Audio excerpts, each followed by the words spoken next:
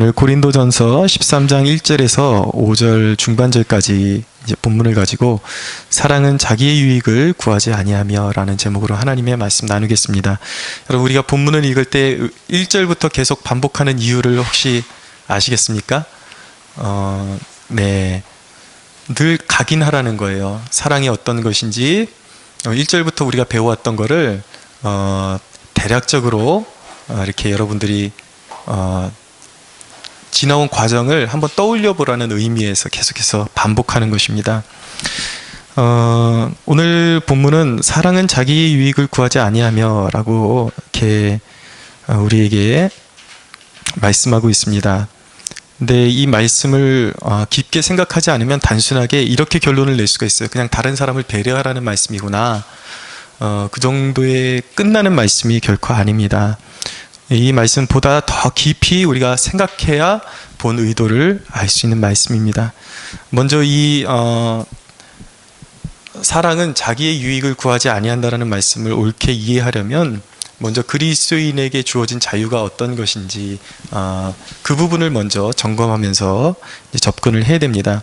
우리가 구원받게 되면 깨닫게 되는 사실이 있는데, 그것은 우리가 믿지 아니할 때에 섬겼던 우상들, 그리고 세상에 신이 정말 있긴 있는데 여러 종교들처럼 정말 신이 그렇게 많을 것이다 라고 생각했던 그런 오해들이 한순간에 싹 사라지면서 하나님, 온 세상을 통치하시는 하나님은 한 분이시요, 구세주도 한 분이시요, 우상은 아무것도 아니라는 사실을 비로소 깨닫게 되는 것입니다. 그리고 또한 구원에 있어서 무엇을 먹고 마시느냐가 결코 구원에 좌우하는 결정적인 요소가 아니라는 것을 깨닫게 되죠. 오직 예수 그리스도를 믿는 믿음으로 구원을 받게 된다는 것을 우리가 믿고 고백하게 되는 것입니다. 그래서 본질적으로 그리스도인은 속박에서, 그런 올가매는 그런 속박에서 자유를 얻은 자들임을 깨닫게 되는 것이죠.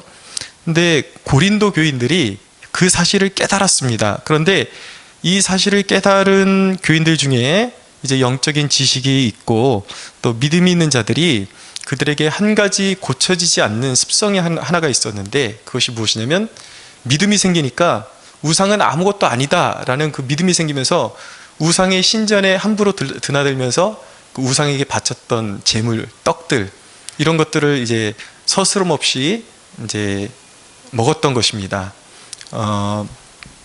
그런데 문제는 뭐냐면 우상 숭배에서 떠난 지 얼마 안 된 그리스도인들이 문제였어요.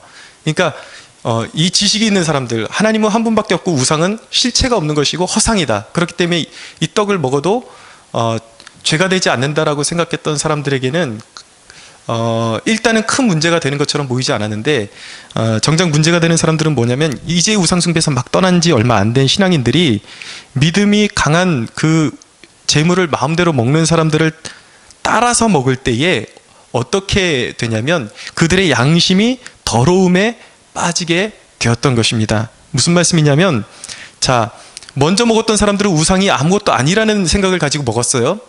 근데 그 믿음의 선배들을 따라서 뒤에 먹는 믿음이 약한 사람들은 아직도 우상을 섬기던 그 마음의 잔재가 남아있어서 그 떡을 먹으면서 그렇게 생각하는 거예요. 혹시 그래도 이 우상 배후에 어떤 존재하는 신이 실제하지 않을까라는 그런 막연한 생각을 갖게 되는 것이죠. 그러면서 더 나아가서 이것도, 이 떡도 그래도 신전에 바쳤던 음식인데 뭔가 좀 더 경건한 마음으로 내가 이 떡을 먹어야 되는 것 아닌가라고 그렇게 양심이 더러워지는 거예요. 그것이 하나님 앞에서 더러워지는 것입니다. 그래서 결국은 믿음이 강한 자들 때문에 믿음이 약한 자들이 결국은 그 심령에서 우상숭배가 이루어지는 거예요. 하나님은 그것이 우상숭배라고 인정을 하십니다. 그럼 마음에서 우상을 섬기면 그것이 하나님 앞에 실제로 우상이 섬긴 것이 되는 거예요. 그러니까 믿음이 강한 자들이 배려 없음 때문에 믿음이 약한 자들의 믿음이 망하게 되는 것입니다.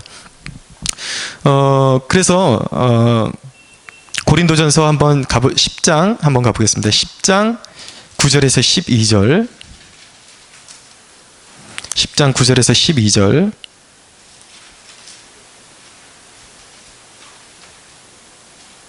10장 9절에서 12절. 8장 9절에서 12절입니다. 8장 9절에서 12절.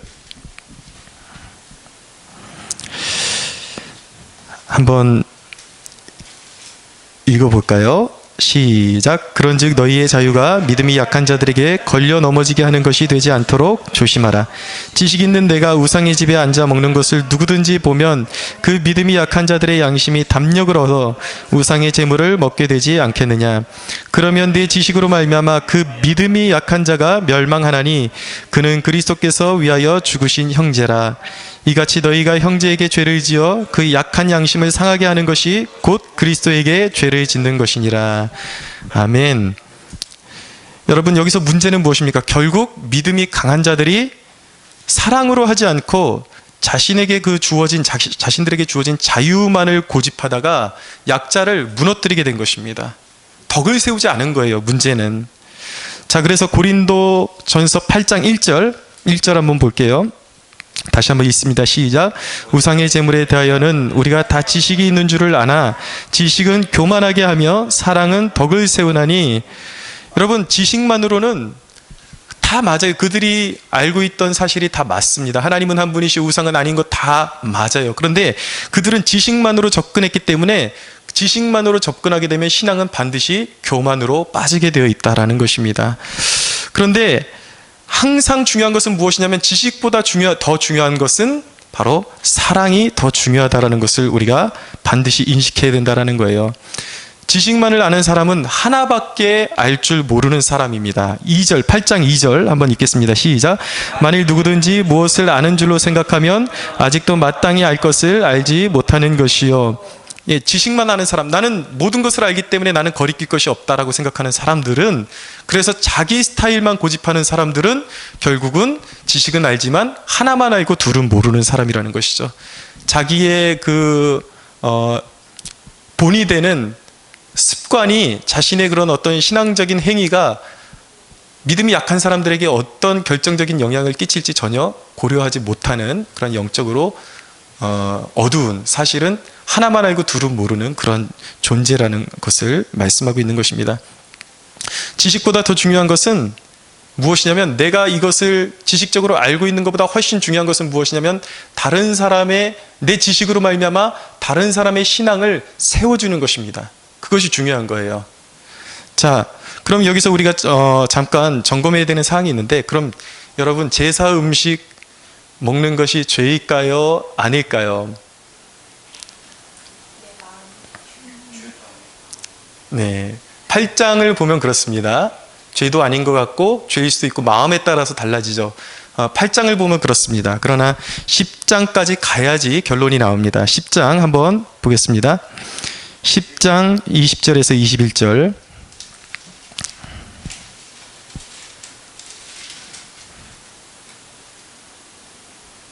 20절에서 21절 시작. 무릇 이방인이 제사하는 것은 귀신에게 하는 것이요 하나님께 제사하는 것이 아니니 나는 너희가 귀신과 교제하는 자가 되기를 원하지 아니하노라. 너희가 주의 잔과 귀신의 잔을 겸하여 마시지 못하고 주의 식탁과 귀신의 식탁에 겸하여 참여하지 못하리라. 아멘. 그러니까 이것이 우상의 제물인지 알지 못하고 그냥 먹었다 그러면은 그거는 아무런 죄가 안 되는 거예요. 왜냐하면 그 우상에는 우상 자체는 힘이 없기 때문입니다. 그러나 분명한 것은 무엇이냐면 그 우상 배후에 악한 귀신의 세력들이 존재하고 있다라는 거예요. 그렇기 때문에 알면서도 일부러 이방 신전의 제사의 그 음식을 계속해서 먹는 것은 바로 귀신의 식탁에 참여하는 것과 마찬가지인 죄를 범하는 것이라고 말씀하고 있는 것입니다. 근데 여기서 이제 사도 바울이 견지하는 주장은 무엇이냐면, 사도 바울이 견지하는 주장이 아니라 이것이 하나님의 말씀이라는 것을 우리가 분명하게 확고하게 우리가 마음속에 정리를 하고 이것을 받아들여야 되는 것입니다. 자, 사도 바울이 성령의 감동을 통해서 말씀하시는 것은 무엇이냐면, 자, 우리가 생활을 하다가 누군가 어떤 가정에 갔는데 믿지 않는 가정에 갔어요. 근데 어떤 떡이나 음식을 내오는데 분명히 이거 제사 음식 같아요. 그런데 그럴 때에는, 뭐가 확연치 않을 때에는 주는 사람의 입장을 생각해서 묻지 말고 그냥 먹으라는 것입니다. 그럴 때는 절대 죄가 되지 않는다라는 거예요. 그런데 누군가가 이것이 제사 음식이다라고 분명히 말을 해주거나 내가 알았을 때는 먹어서는 안 된다라는 것입니다. 거기서부터는 죄가 된다라는 거예요. 무슨 말씀인지 아시겠죠? 그러나 우상의 제물 그 자체는 분명히 거기에는 그것은 죄라는 것입니다. 그래서 우리가 이제 믿음을 가지고 신앙생활하면서 결코 뭐 이렇게 제사상에 참여해서도 안 되고 제사 음식을 우리가 알면서 먹을 이유는 없는 거죠. 그런데 우리가 또한 한 가지 우리가 뭐 이렇게 친척 집에 방문하거나 그런 믿지 않는 사람들 집에 방문하면서 우리도 모르는 사이에 그냥 그 집에서 이렇게 호의를 베풀면서 내온 거 그냥 먹고 나서 깨름직할 때 그럴 때는 묻지 말라는 거예요. 그냥 그렇게 그냥 지나가면 그것은 그만이라는 것입니다.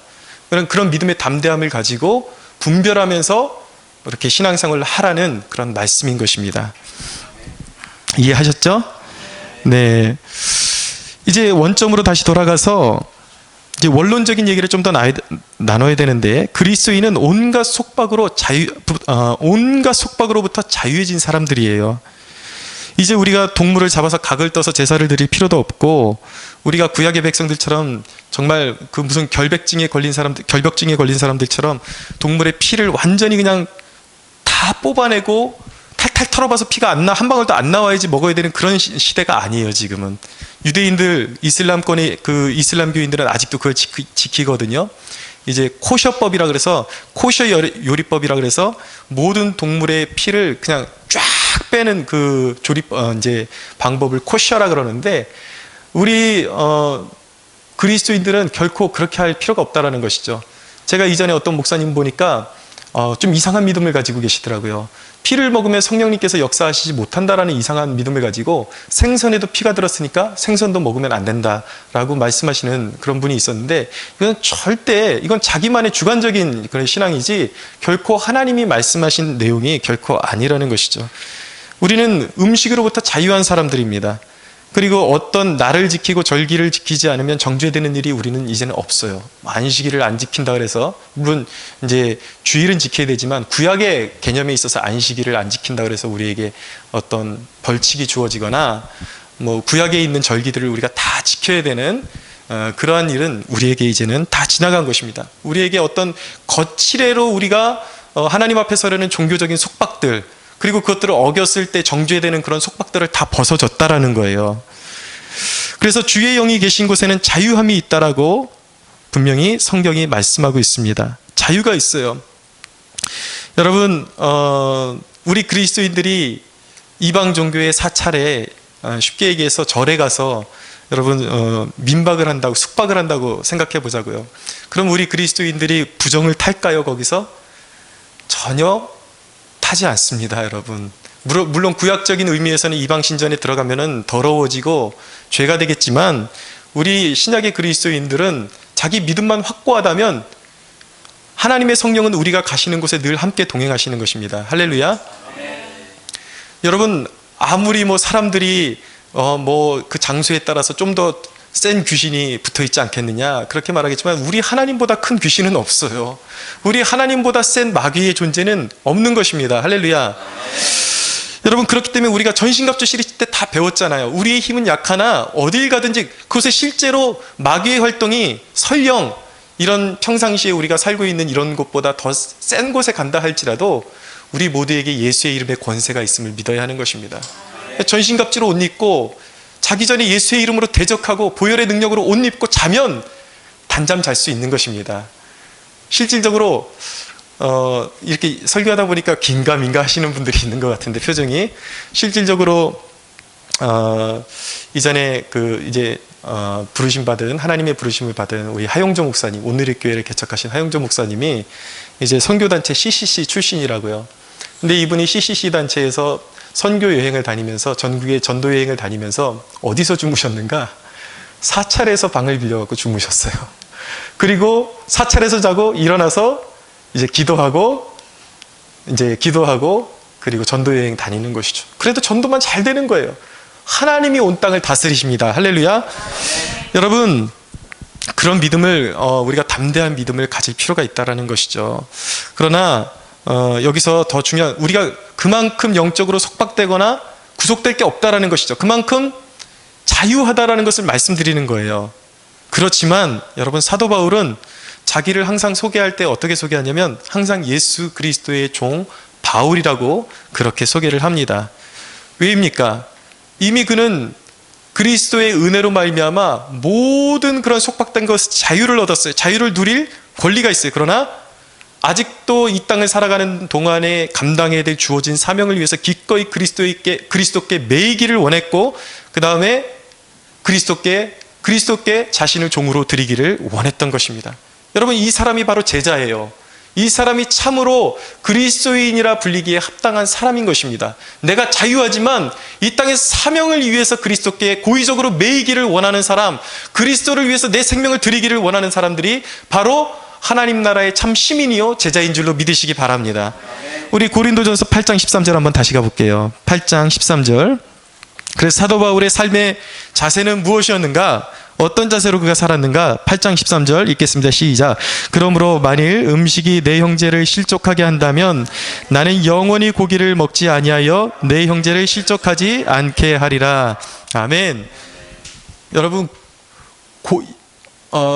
또 이 말씀 보고서 오늘부터 고기 먹지 않겠다고 하는 그런 또 엉뚱한 적용을 하지 않게 되기를 원합니다. 사도 바울이 이야기하는 뉘앙스, 우리는 이미 이거 다 분별할 수 있는 지성을 가지고 있죠. 그렇죠? 예, 상대방이 그것이 하나님을 믿는데 방해가 된다면 기꺼이 그것조차도 내가 아무리 좋아하는 것도 그것 내려놓겠다라는 그런 고백인 것입니다. 여러분, 우리 그리스도인의 삶의 자세는 다른 사람들이 구원의 도를 올바로 찾고 그들이 그 구원의 도를 향해서 걸어갈 수 있도록, 올바른 방향으로 걸어갈 수 있도록 내게 자유가 있지만 내가 누릴 수 있는 자유와 유익을 기꺼이 내려놓을 수가 있어야 하는 것입니다. 예를 좀 들어볼게요. 우리의 실생활 가운데 어떤 우리가 여행을 가면 소원을 비는 분수가 있어요. 그러면 그곳에 사람들이 어떤 우상이 형상을 한 그 어떤 우상이 있고 그 밑에 동전을 받는 그런 접시가 하나 놓여져 있습니다. 사람들이 소원을 빌면서 거기다 던지죠. 그런데 믿음이 강한 사람들은 저기 우상은 아무것도 아니니까 그냥 우상 신경 안 쓰고 그냥 재미로 이거 꼬린 하나 안 하나 거기에다가 신경 쓰고 그냥 이렇게 던져볼 수가 있어요. 그럴 수가 있거든요. 예를 들면 그렇다라는 것입니다. 그런데 만약에 나의 그런 모습을 보고 믿음이 약한 자가, 아직 믿은 지 얼마 안 되는 자가 저런 거 해도 되나 보다 그러고 따라서 던졌어요. 근데 이 사람도 속마음이 나랑 똑같은가? 그렇지 않을 수 있다라는 거예요. 정말 이것을 던지면 나에게 행운이 올까? 그리고 그 우상을 보면서 마음이 미혹되어서 자기도 모르게 그 우상에게 소원을 빌 수도 있다라는 것이죠. 이렇게 해달라, 저렇게 해달라. 그러면 여러분, 결국 나의 믿음으로 말미암아 다른 사람의 믿음을 무너뜨리는 것이 된다라는 것입니다. 또 한 가지 적용을 해볼게요. 요즘 재미로 보는 운세가 우리 그리스도인들, 그 청년들 사이에서도 굉장히 좀 이렇게 쉽게 접근이 되고 있는 것 같습니다. 보면은 SNS를 통해서 보면은 분명히 이 믿음이 있는 친구인데도 불구하고 재미로 보는 운세를 막 들어가 본 흔적이 남아 있고 좋아요 눌러놓고 뭐 이런 흔적들이 있어요. 근데 운세뿐만 아니라 어떤 나의 기질을 이렇게 기질적인 것들을 이렇게 알아맞혀주고 나의 미래를 알아맞히는 어떤 그런 프로그램들이 가끔 뜰 때가 있단 말이에요. 그러면 우리는 그것이 아무것도 아니라는 것을 알기 때문에 오히려 너무나도 가볍게 한번 여기 클릭해갖고 들어가 보면 한번 뭐라고 짓거리나 한번 들어가 볼까? 그리고 들어가 볼 수 있어요. 한번 해볼까? 그러고 들어갈 수 있어요.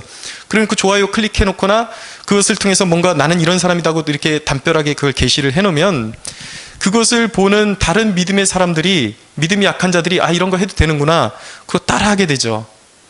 그런데 문제는 무엇이냐면 믿음이 약한 자들이 그런 것을 따라했을 때에 어떤 길흉에 대한 그 예언을 보고서 믿음이 약한 자들은 오늘 동쪽으로 가는 거 조심하라더라. 예를 들어서 이런 얘기를 들었어요. 그러면은 구속을 받기 시작하는 거예요. 혹시 내게 오늘의 삶 가운데 잘못 나갔다가 이것처럼 좋지 않은 일이 생기면 어떻게 하지? 이런 마음이 은연중에 들 수도 있단 말이에요. 그것 자체가 이미 그 사람이 하나님 앞에 정죄되고 있다는 것입니다. 우상 숭배에 빠지게 된다는 거예요. 그렇기 때문에 사소해 보이는 내 자유 때문에 다른 사람의 믿음을 무너뜨리는 행위를 함부로 쉽게 생각해서는 안 된다라고 말씀하는 것이죠. 우리는 철저히 우리가 가진 자유를 어떻게 사용해야 되는가? 고린도전서 10장 한번 가볼게요. 10장 23절에서 24절.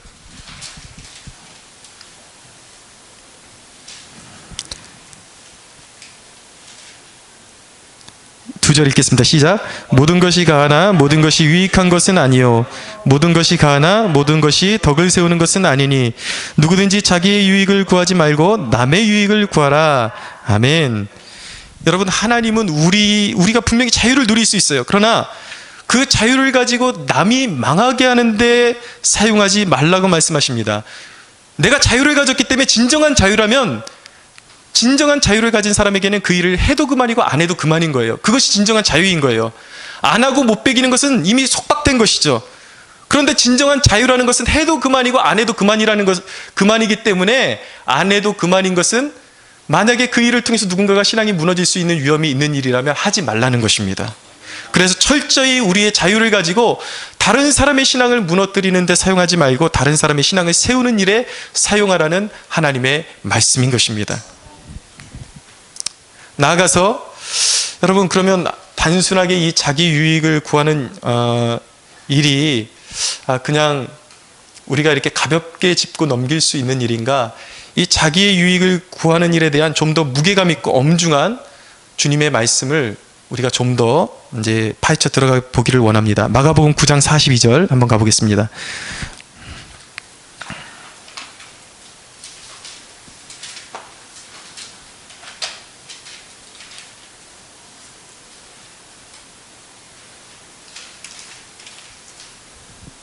마가복음 9장 42절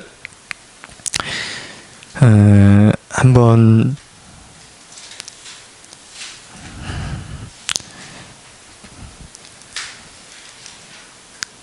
찾으셨습니까? 예, 시작. 또 누구든지 나를 믿는 이 작은 자 중 하나라도 실족하게 하면 차라리 연자맷돌이 그 목에 매어 바다에 던져지는 것이 나으리라. 아멘.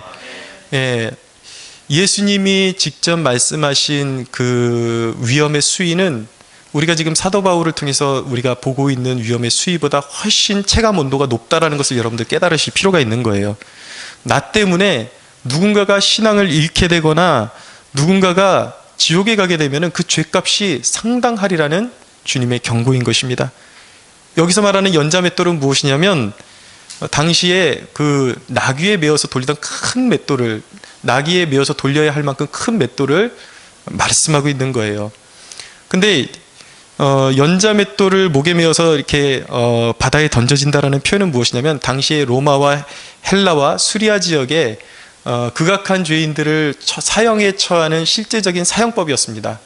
나귀가 그 매달고 돌리는 그 연자맷돌 그 윗짝을 떼가지고 사람의 목에 걸어서 바다에 수장시켜 버리는 것이 당시의 사형법이었다라는 것이죠. 그만큼 누군가를 실족하게 하는 것, 누군가를 죄악에 빠지게끔, 고의적으로 죄악에 빠지게끔 하는 것, 나의 부주의로 누군가가 실족하는 것이 그만큼 위험한 일이라는 것이죠. 체감이 좀 되십니까? 여러분, 그러면서 이제 주님께서 말씀하시는 게 뭐냐면, 이제 43절 이하에 보면은 다른 사람을 실족하게 할 수 있는 죄악들에 대해서 주님께서 짚어주고 계세요. 먼저 마가복음 9장 43절 제가 한번 읽어볼게요. 만일 내 손이 너를 범죄하게 하거든 찍어버리라. 장애인으로 영생에 들어가는 것이 두 손을 가지고 지옥 곧 꺼지지 않는 불에 들어가는 것보다 나으니라. 그러니까 누군가가 여러분들의 손으로 하는 그런 아직도 여러분들의 버리지 못한 서스럼 없이 하나님 앞에 짓는 손으로 하는 죄악이 있다면 정말 지옥에 가지 않겠다라는 그 각오와 다짐을 가지고 진짜 이 팔을 끊어버리는 각오를 가지고 그 죄를 끊어버리라는 것입니다. 왜입니까? 내가 그리스도인이라고 이름하면서 그 죄악을 서스럼 없이 짓는 그 누군가가 그것을 보고서 시험에 들어서 지옥에 간다면 그것은 내 책임이라는 것이에요. 그리고 또 한 가지, 이 죄악을 계속해서 고집한다 그러면 분명히 예수님을 믿어서 우리가 영적으로 성령으로 거듭났다라는 것은 죄악에서 떠났다라는 얘기인데, 회개를 이루었다라는 얘기인데, 내가 아직도 그 죄를 서스럼없이 짓는 그 죄의 습관이 있어요. 그렇다라는 것은 그가 거듭났다라는 것이 거짓말일 수도 있다라는 거예요. 참된 거듭남이 아닐 수도 있다라는 것이죠. 그래서 그런 죄 가운데 계속해서 몸담고 있다면 그 결말은 뻔하다라는 것입니다. 그것은 무엇입니까? 지옥, 곧 꺼지지 않는 불이라는 것이죠. 그러니까 우리가 어떤 죄를 지을 때 두 가지를 생각해야 되는데, 이것이 남을 망하기도 할 수 있다라는 것이고, 그리고 내 자신도 망할 수 있다라는 사실을 염두에 두고 죄에 대한 경각심을 가져야 한다라는 거예요. 45절을 보면, 만일 내 발이 너를 범죄하거든 찍어버리라. 다리 저는 자로 영생에 들어가는 것이 두 발을 가지고 지옥에 던져지는 것보다 나으니라. 가지 못할 곳에 가지 말라는 것이죠. 오늘날 그리스도인들로서 사업이라는 명목하에 그리스도인들이 룸사롱에 드나들고 룸사롱에서 아가씨들 하나씩 끼고서 그렇게 유흥을 즐기는 그러한 사람들이 얼마나 많습니까?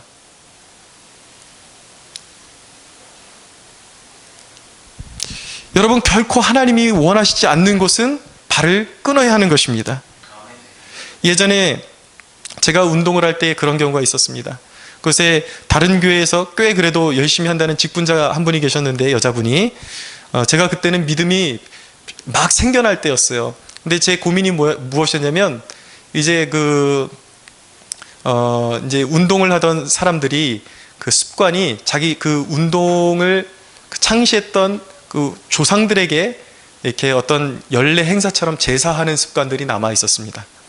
저도 이제 그곳에 제가 운동을 가르치는 사범이었으니까, 이제 사범이 됐는데 그런 일을 치른다 그러니까 많이 고민이 됐죠. 그래서 저는 그 이야기를 그 직분자와 이렇게 좀 이렇게 토론을 나눴습니다. 어떻게 해야 될까 그랬더니, 그분이 하시는 말씀이 그 영정에다 대고 절은 하되 그것이 우상이 아니라 하나님이라고 하나님한테 절한다고 생각하고 하면 된다라는 거예요. 근데 그 당시에 제가 신앙이 별로 없음에도 불구하고 참 이제 코웃음이 나오더라고요. 이런 엉터리 같은 존재가 다 있나. 그래서 제가 기도하면서 제 운동을 가르쳐줬던 선생님에게 그냥 솔직하게 오픈하고 이야기했습니다. 사실은 저희 아버님이 목사님이시고 기독교 가정인데, 선생님, 제가 이 운동이 너무 좋은데 단지 이 조상에게 절하는 것만큼은, 우상에게 절하는 것만큼은 못하겠습니다. 그랬더니 제 선생님이 단 1초도 망설임 없이, 그래, 그건 네 마음이야, 운동이 중요한 거지, 그냥 그렇게 해, 그러시는 거예요. 여러분, 저는 이 땅에 살아가는 그리스도인들의 그 어떤 우유부단한 삶을 보면 참 답답해요. 한번 말해보지도 않고, 한번 의향을 꺼내보지도 않고, 설득해보지도 않고, 무조건 저 사람은 안 될 거야, 무조건 저 사람이 하는 말을 들어야 돼. 여러분, 얼마나 미련한 신앙입니까? 그러면서 결국 우상 숭배하고 하나님이 미워하는 짓은 골라가면서 하고. 여러분, 사람보다 하나님을 두려워야 할 줄로 믿으시기 바랍니다. 47절을 보세요. 만일 내 눈이 너를 범죄하게 하거든 빼버리라. 한눈으로 하나님 나라에 들어가는 것이 두 눈을 가지고 지옥에 던져지는 것보다 나으니라. 우리의 아직도 정리되지 않은 죄악 때문에 남을 무너뜨려서도 안 되고, 사도 바울의 말씀처럼 너희 믿음을 날마다 너희들이 믿음에 서 있는가 시험하라, 점검하라고 말씀하죠. 우리의 믿음은 진정으로 천국에 갈 만한 믿음인지 날마다 시험을 받아야 된다는 것입니다. 테스트가 필요하다는 거예요. 여러분, 제가 한때 지도했던 제자가 굉장히 명석한 녀석인데, 페이스북에다가 온갖 종류의 맥주병을 사진으로 올려놓고서 하는 말이 뭐냐면, 내가 이 맥주들 다 먹어봤는데 어느 맥주가 제일 맛있더라, 그렇게 자랑하면서 써놓은 글을 제가 보았습니다. 제가 모르는 사람 같으면 그냥 지나가겠는데, 이 친구가 그래도 상당히 영향력 있는 친구예요. 대학교에서 리더도 상당히 오래 했었고, 제가 정말 너무 화가 머리끝까지 치솟아오르더라고요. 여러분, 페이스북에서 그런 영향력이 오고 가는 것이, 그건 영향력이에요. 그 사진을 통해서 그 청년의 후배들이나 아니면 다른 믿음이 약한 사람들이 그것을 보게 되면 아, 술이 그리스도인들에게 그렇게 나쁜 것이 아니구나라는 인식이 지금 이미 그런 인식이 다 퍼져 있습니다. 만연하게 퍼져 있습니다. 그래서 청년들이 자신들이 어떤 음주 문화를 가지고 있는 것을 부끄러워하지 않아요. 옛날 사람들은, 옛날 선배들은 몰래 마실지라도 자기가 부끄러운 건 알아가지고 함부로 드러내지는 못했어요. 왜냐하면 내가 이거 끊어야지 정상인데 아직도 끊지 못하고 있는 것에 대한 부끄러움이 있는 것이죠. 근데 요즘 청년들은 안 그런 것 같아요. 너무 부끄럽습니다. 그냥 자기 술 마신다라는 것을 자랑하듯이 술병을 올려놔요. 사진을 찍어서 올려놓습니다. 근데 여러분, 중요한 것은 무엇이냐면 그런 모습을 이제 영혼이 막 깨어나고 있는 신생 성도가 그런 모습을 보게 되면은 이제 막 깨어나기 시작하면서 죄된 습관들을 버리려고 하다가 그런 사진을 보게 되면 어떻게 되냐면 자신감을 얻게 되는 거예요. 아, 그러면서 술 마시는 습관 정도는 버리지 않아도 되는구나, 이 정도는 즐겨도 되는구나 라고 확신을 갖게 되는 것입니다.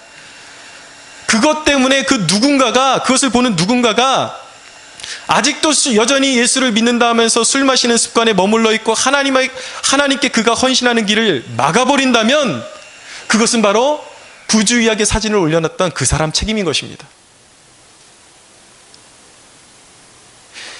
여러분이 만약에 그런 일을 벌인다면 여러분의 그런 무절제하는 그런 모습을 보고 누군가가 용기를 얻어서 술 마시는 문화를 이어가고, 물론 예배는 드리겠지만 그러다가 만약에 그 자유를 가지고 음주 문화를 즐기는 선상에서 나 때문에 영향을 받았던 그 누군가의 가정에, 그 후대에 알코올 중독자가 생기거나 어떤 사고를 저지르거나 아니면 그 술 때문에 하나님께로 가까이 나오는 것, 구원의 길을 막아버린다면 그 책임은 바로 여러분의 책임인 것입니다. 거기까지 생각해야 되는 거예요. 여러분, 사사기에 보면 기드온이, 보십시오. 기드온이 처음에는 겸손했어요. 근데 몇 번 대적을 물리치고 승리하더니만 그 대적에게서 빼앗은 금고리, 금가락지 이런 것들을 이제 취해가지고 에봇이라는 것을 만듭니다. 근데 에봇은 구약시대에 제사장들이 하나님의 뜻을 분별할 때 쓰던 도구였어요. 기드온에게는 맞지 않는 거예요. 근데 아무래도 이렇게 묵상을 해보니까 왜 기드온이 그것을 만들었을까? 아무래도 자기의 영적인 권위를 좀 더 높이기 위해서 나는 이만큼 하나님께 인정받는 사람이고 하나님께 가까이 있는 사람이다라는 것을 뭔가 보여주고 싶었던 것 같아요. 그래서 에봇을 만들었어요. 근데 그 에봇이 기드온 자신에게는 그렇게 큰 영향력을 못 줬습니다. 그런데 문제는 뭐냐면 기드온이 죽고 난 다음에 성경은 뭐라고 말씀하냐면 이 에봇을 이스라엘 백성들이 음란하게 우상으로 섬겼다라고 말씀하고 있어요. 나는 괜찮을 수가 있어요. 나는 이거 아무것도 아니니까 괜찮을 수가 있어요. 그런데 그것을 따라하는 그 누군가는 영원히 멸망하는 길로 갈 수 있다는 것입니다. 여러분, 이것을 술 마셔도 되냐 안 되냐, 어떤 단순히 이론적인 신학적인 문제, 단순히 그런 문제가 아니에요. 이론의 문제가 아니에요. 덕의 문제인 것입니다. 영혼의 문제예요. 사랑의 문제인 것입니다. 사랑이 있으면 여러분, 우리는 기꺼이 술도 끊을 수 있게 되는 것입니다. 여러분, 우리는 얼마나 우리의 자유를 고집하면서 우리도 모르게 사람들을 시험에 들게 할 때가 많습니까? 그럴 때가 많아요. 하나님이 만나게 해주신 사람들, 공동체의 어떤 스타일에 전혀 그런 스타일은 무시한 채로 과거를 고집하는 것이 얼마나 영적으로 무례한 것인지 아십니까? 여러분들이 그런 분별력을 가질 수가 있어야 돼요. 어딘가 갔는데 뭔가 어떤 내가 이전에 해왔던 습관과 부딪히는 뭔가가 있어요. 관습이 있어요. 그런 습관들이 있어요. 그러면 내가 저 사람을 따르는 것이 맞는지 아니면 저 사람이 나를 따르는 것이 맞는지 구별하려면 어떻게 해야 될까요? 이런 갈등이 생길 때가 있잖아요.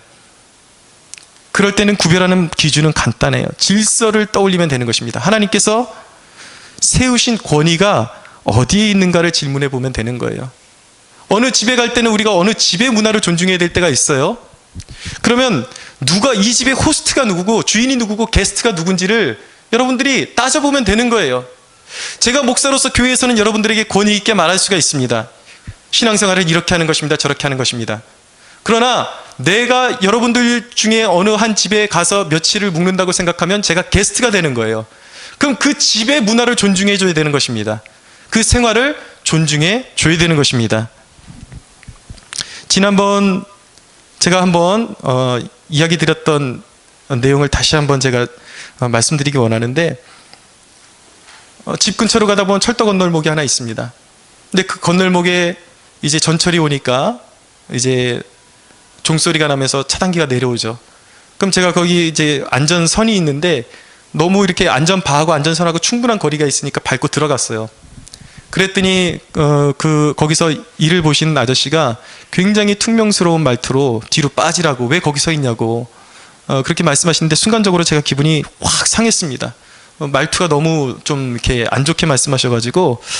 그래서 이제 그 일이 지나간 다음에 제가 한번 따져봤어요. 누가 맞는 것일까? 내가 그분한테 맞추는 것이 맞는 것일까? 그분이 나한테 맞추는 것이 맞는 것일까? 여러분, 상식적으로 생각해 보십시오. 제가 그분이 저에게 그렇게 명령한다고 해서 그 사람을 사랑이 없는 사람이라고 제가 말하면 제 정신에 좀 이상이 있는 사람입니다. 그 순간만큼 질서가 거기에 있는 거예요, 권위가.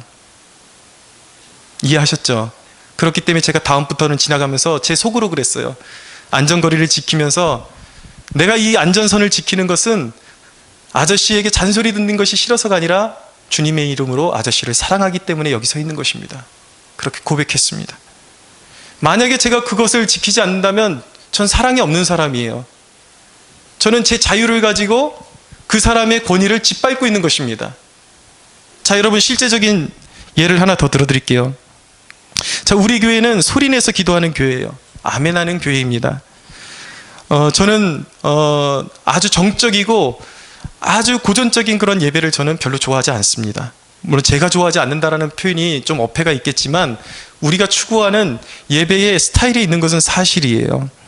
그런데 여러분, 제가 이 단에서 서서 여러분들에게 여러분들 같이 소리내서 기도합시다, 아멘 한번 합시다, 그럴 때에 여러분들이 전혀 거기에 대해서 따라주지 않고 그럴 때에 이 단에서 보고 있으면 마음이 답답해지죠? 그 화가 치밀어 오를 때가 있어요. 제가 여기서 화가 치밀어 올라서 이 거룩한 제단에서 여러분들에게 쓴소리를 하게 되는 것은, 여러분, 사실은 그것은 여러분들이 저를 향한 배려와 사랑이 전혀 없다라는 것을 증명해주고 있는 거예요. 여러분들이 저를 사랑하지 않기 때문에 화를 돋구는 거예요. 스트레스를 받게 만드는 것이죠. 제가 너무나도 노골적으로 이렇게 예를 드리는데 그렇다라는 것입니다. 누군가의 말을 따라야 할까라는 고민이 들 때는 하나님께서 세우신 질서와 권위가 어디에 부여가 되어 있는지 생각하면 되는 것입니다. 여러분, 나는 원래 이런 스타일이다. 여러분, 이런 말이 여러분 자신이 어떤 질서의 중심에 있으면 가능한 일이에요. 그러나 여러분, 하나님이 겸손할 필요성이 있는 자리에 보내셨음에도 불구하고 나를 고집하는 것은 오만과 아집인 것이죠. 이 이야기는 물론 리더가 말하는 것은 무조건 순종해야 되는가? 그것은 아니에요. 만약에 리더가 상식에 어긋나는 것을 나에게 강요를 한다든지 아니면 신앙에 있어서 그릇된 방향으로 나를 인도한다 그러면은 그건 당연히 거부해야 될 권위가 여러분 각자에게 있는 것입니다.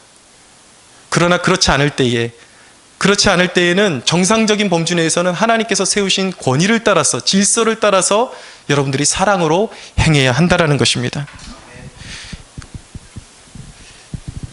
왜 사람들이 넘어집니까? 여러분들 주위에 있는 사람들이 왜 넘어집니까? 여러분들이 여러분들의 스타일을 고집하고 아집을 부릴 때에 그것이 결국 상대방을 넘어뜨리게 된다는 것이죠. 여러분, 사도 바울처럼 고든 사람이 어디 있습니까? 그렇게 올곧은 사람이 어디 있어요? 그러나 그는, 사도 바울은 영혼을 살리는 문제라면 자신은 유대인에게는 유대인처럼 행동한다고 말하고 있습니다. 헬라인에게는 헬라인처럼 행동한다고 말씀하고 있습니다. 사랑하는 여러분, 진정으로 사랑으로 행하기를 원하십니까? 아집을 버리세요. 사랑은 자기의 유익을 구하지 않는 것입니다. 할렐루야. 하나님은 우리가 다른 사람을 실족하게 하는 이기심을 버리는 자리에 머물기보다, 이제 마지막 대목은 보다 능동적으로 신앙을 세우는 일에 우리 자신을 드리기를 원하십니다. 여러분, 그냥 상대방이 싫어하는 일 안 하는 것, 이걸로는 부족해요. 사랑은 자기의 유익을 구하지 않는 것인데 넘어가서 상대방의 신앙이 온전히 세워질 수 있도록 도와주는 것입니다. 그것이 사랑은 자기의 유익을 구하지 않는다라는 말씀의 종착점이에요. 자, 원점으로 돌아가서 여러분, 우상의 제물을 먹지 않는 것만으로도 끝낼 것이 아니라는 거예요. 믿음이 약한 자를 위해서, 그를 위해서 관심과 친절을 베풀어줘야 하는 것이죠. 그를 양육하는 데 온 힘을 쏟아줘야 되는 것입니다. 정답은 무엇입니까, 여러분? 사랑이에요. 사랑하면 더 깊은 헌신으로 들어갈 수가 있습니다. 여러분, 저는 이 말씀 이제 마무리하면서 우리가 도전받기를 원하는 것은 이 시대는 치열한 시대예요.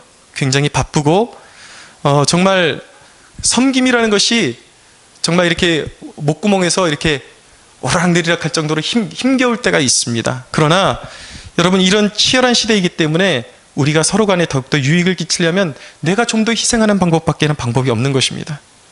힘들지만 우리가 사소한 일을 한 가지 섬기면서도 내 감정을 그대로 드러나지 않고 기쁨으로 감수할 때 교회는 더욱더 풍성해지는 것입니다. 제가 우리 아들 녀석 한결이가 요즘 13kg가 훌쩍 넘어가면서 안고 다니면, 여름에 안고 다니면 되게 버거워요. 힘은 들죠. 그러나 제 아들을 꼭 안고 다니면서 제가 불평해 본 적이 없어요. 기쁨이 되는 거예요. 왜냐하면 사랑하기 때문에. 여러분, 산을 정복하는 사람들 보십시오. 산을 사랑하는 사람은요, 에베레스트 산도 비록 헉헉거리죠. 죽을 것 같아요. 힘든 것이 사실이지만 산을 사랑하는 사람은 그 내면은 힘이 들지 않는 것입니다. 보람이 있고 기쁨이 있는 것입니다. 관건은 사랑인 것입니다. 여러분, 사랑은 나의 편의와 감정을 내려놓게 하는 것이고 우리와 교제하는 사람의 신앙생활이 더욱더 풍성하게 해주게 만드는 것입니다. 오늘 이 시간 말씀을 정리하면서 오늘 우리의 신앙의 포커스가 어디에 있는지 한번 점검할 수 있게 되기를 바랍니다. 혹시 나의 신앙의 포커스는 자기중심적으로 빠지진 않았는지 그렇게 점검할 수 있게 되기를 바라고, 다른 이들의 신앙의 풍성함을 위해서 헌신할 수 있는 그 사랑이 부어지도록 우리가 함께 기도하는 시간이 되기를 주 예수의 이름으로 축원합니다. 네, 하나님께 영광의 박수 올려드리겠습니다.